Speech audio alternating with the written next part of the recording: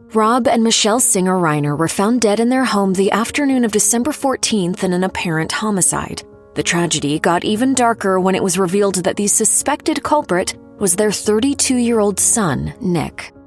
According to TMZ, 78-year-old Rob Reiner, the beloved director of classics, including The Princess Bride and When Harry Met Sally, and 68-year-old Michele were found with their throats slit. The Los Angeles Times stated the couple had injuries consistent with being stabbed, and there was no sign of forced entry into their home in Brentwood, California. People reported that their bodies were found by their 28-year-old daughter, Romy. Police arrived on the scene at around 3:40 p.m., but reports state that their bodies had been there for some time before that. The Reiner family released a statement that read, "It is with profound sorrow that we announce the tragic passing of Michele and Rob Reiner. We are heartbroken by this sudden loss, and we ask for privacy during this unbelievably difficult time." TMZ further reported that Romy apparently told police that a family member, likely Nick, quote, should be a suspect in the slangs and is dangerous. People initially noted that Nick was questioned by police but wasn't immediately arrested. At this time, the Los Angeles Police Department is not seeking anyone as a suspect until we conduct our investigation and we move forward. Monday morning, however, TMZ reported that Nick had been arrested and was in custody in connection with his parents' deaths, with a $4 million bail. Nick Reiner opened up to people in a 2016 interview detailing his history of drug addiction, which led to him being unhoused in multiple states. He said, "I was homeless in Maine, I was homeless in New Jersey, I was homeless in Texas. I spent nights on the street, I spent weeks on the street. It was not fun." Nick's struggles with drugs started very early. He went to his first rehab facility when he had just turned 15. That was just the first of what ended up being 17 stints in rehab over the next 4 years or so. Nick's periods of living without a home came after refusing to go to rehab yet another time. It's not a secret. He went through a very tough time with drugs from the time he was like 15 to 19.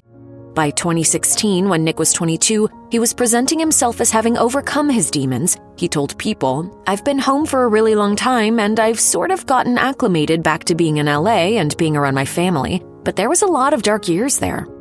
In 2015, Rob and Nick teamed up to make the film Being Charlie, with Rob directing and Nick writing the script alongside Matt Ellisofan. The story about a young addict's time in and out of rehab and the strained relationship he has with his parents was based on Nick's own personal struggles with addiction. Dad, I'm not going to listen to you tell me what a drug addict I am. Tough, damn. Careful, I'm one of your constituents now. You wouldn't want to lose the governor's race by 1 vote. Being Charlie didn't wow critics upon its release. It received mixed reviews and was called out for being formulaic and cliché in places. But the story's sincerity shone through. It's the most personal film of anything I've done.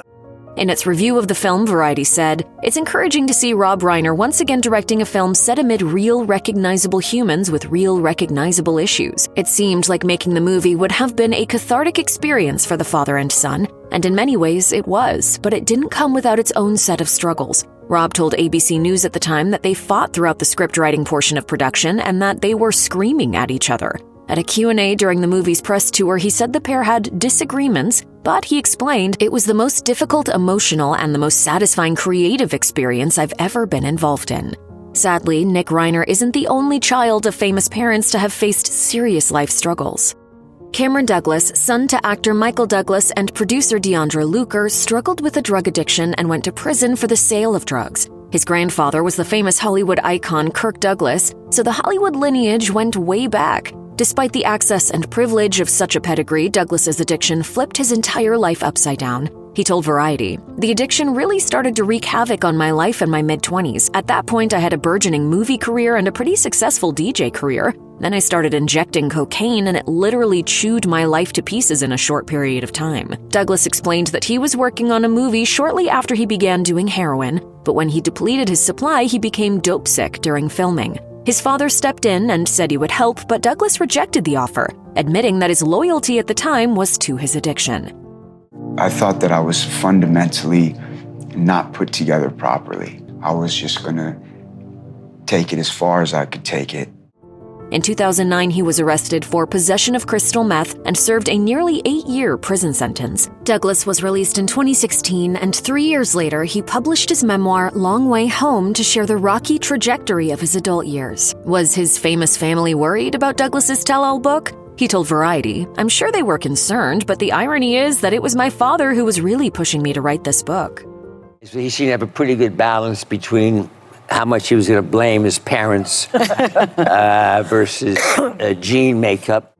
Charlie Sheen, born to actors Martin and Janet Sheen and sibling to actor Emilio Estevez, has long been a topic of conversation for his antics and behaviors. It's difficult to pinpoint 1 or 2 episodes in his life of addiction and acting out. In 1990, he went to rehab, but that was only the beginning. As USA Today reports, Sheen's then-fiancée Kelly Preston was shot in the arm, and accounts are fuzzy as to who was responsible. He was shortly after linked to the famous Madam Heidi Fleiss for his solicitation of prostitution, and later in his life he told The Guardian he'd slept with over 5,000 different people. Sheen was later diagnosed with HIV.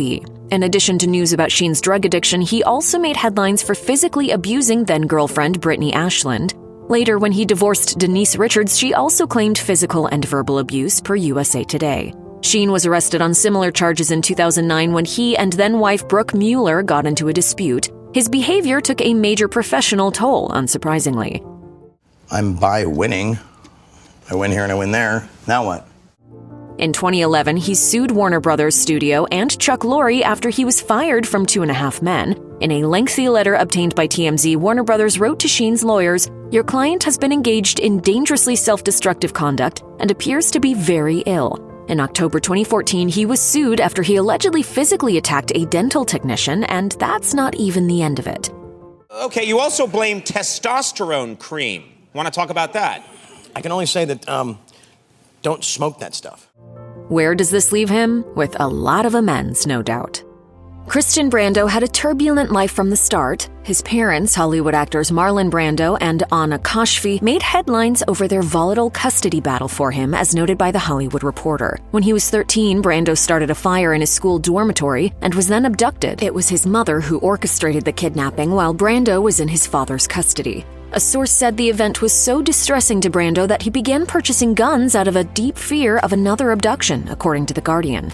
In high school, Brando began using drugs and subsequently dropped out. While he stayed close with his father and was given a home by the Godfather star, he also found his dad's fame overwhelming. Producer Carmine De Benedictis said, "It is a very heavy load to be called Christian Brando." Things got deadly on May 16, 1990. According to the Washington Post, Brando's half-sister, Cheyenne Brando, told him that Dog Drolet, her boyfriend and the father of her unborn child, had been physically abusive. Brando got into an altercation and shot Drolet, who died. Brando claimed that it was an accident and ultimately pleaded guilty to voluntary manslaughter. He was sentenced to prison for 10 years, although he only had to stay 4.5. Following his release, Brando suffered from addiction and was charged after physically abusing his then-wife, Deborah Presley. In 2005, Brando faced homelessness. He later developed double pneumonia and died at 49. John Bongiovi and his wife, Dorothea Hurley, welcomed their first child, Stephanie Bongiovi, on May 31, 1933. The couple had 3 more children, all sons, after Stephanie. When she was a 19-year-old student at Hamilton College in upstate New York, Bongiovi overdosed on heroin. Thankfully, according to the Daily News, her friend Ian Grant called 911. The New York State 911 Good Samaritan law had just been passed. Prior to that, people could have faced legal consequences for drug possession, which meant that individuals were reluctant to call for help in overdose cases. Per the New York State Department of Health, the Good Samaritan law allows people to call 911 without fear of arrest if they are having a drug or alcohol overdose that requires emergency medical care or if they witness someone overdosing. John Bongiovi spoke to Metro about the experience, and he explained the difference between his daughter's overdose and intravenous heroin use, saying, "It wasn't what you see in the movies. It's a pill form that these kids have access to. It was the first and hopefully the last time. She's healthy. The greatest gift that I have is that I have her. We'll get through this. It was a shock for everybody, and hopefully we learn from these life lessons." There's a lot of pressure on kids these days. There's access to things that my generation didn't have. There's mistakes that are made. And Weston Coppola Cage was born to Nicolas Cage, nephew to director Francis Ford Coppola, and Christina Fulton in 1990. In April 2011, 20-year-old Cage married his first wife, Nicki Williams, in a quickie ceremony after reportedly meeting in rehab. According to ABC News, only months later in July, Cage and his new wife were arrested on charges of domestic violence. Cage called the incident a huge misunderstanding on Facebook and blamed it on alcohol. He claimed Williams was at risk of self-harm, and he intervened to restrain her. He later announced that they were getting a divorce. Well, I truly believe that challenges are meant to be conquered and pressures meant to be inhaled. He married Danielle Cage in 2013, and they welcomed a son, Lucien Augustus, in 2014. Cage told People that his son inspired him to get sober, saying, "It got to the point where people thought I was digging my grave. Lucien saved both of our lives, and we are very blessed to have him. It's just a very joyous time right now."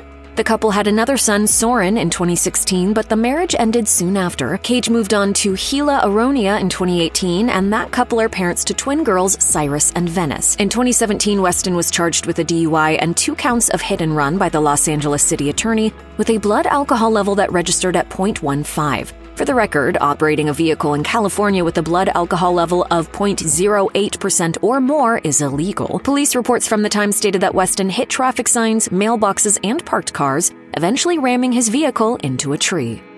Redmond O'Neal, the son of Farrah Fawcett and Ryan O'Neal, went on a week-long crime spree in May 2018 per Radar and was arrested for attempted murder. He physically assaulted 5 different men and robbed a 7-Eleven store while in the Venice Beach area. In jail, O'Neal was examined by Dr. Annette Ermshar, who noted that he had reportedly been hearing voices. O'Neal had 3 diagnoses that could only be exacerbated by alcohol and drug abuse: bipolar disorder, antisocial personality disorder, and schizophrenia, and he was not competent for a trial in fall 2019. O'Neal was moved from jail to a state hospital. O'Neal had allegedly been in rehab several times, beginning in his teenage years, according to a later publication by Radar. He was also arrested in 2008 and again in 2011 for drug possession. Following the 2011 arrest, O'Neal was ordered to complete a 5-year probationary period and 1 year of treatment. In 2015, he was sentenced to prison after his probation violations, but was released in 2016. After Farrah Fawcett's death, Ryan O'Neal told People that his son, quote, never recovered from the loss of his mother, and then claimed to Vanity Fair, "He's been in 13 rehabs. He's had a terrible life. This is not a privileged guy. He never had any money. He never had a car. He got arrested in prison with heroin in his pocket." I just got this feeling, man, that this summer is, it's about to be a white boy summer.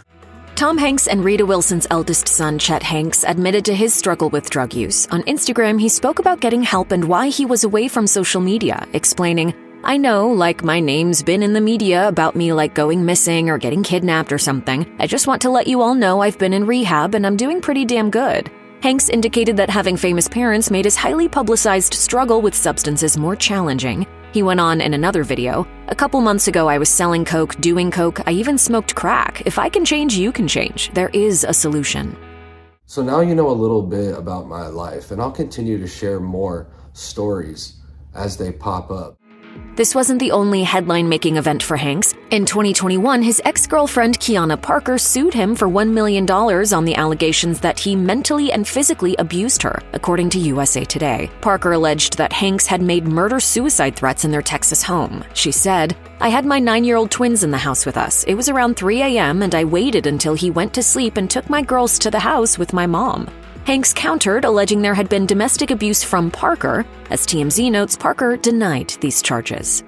If you or someone you know is struggling with addiction, please call the Substance Abuse and Mental Health Administration's 24/7 national helpline at 1-800-662-HELP. That's 1-800-662-4357.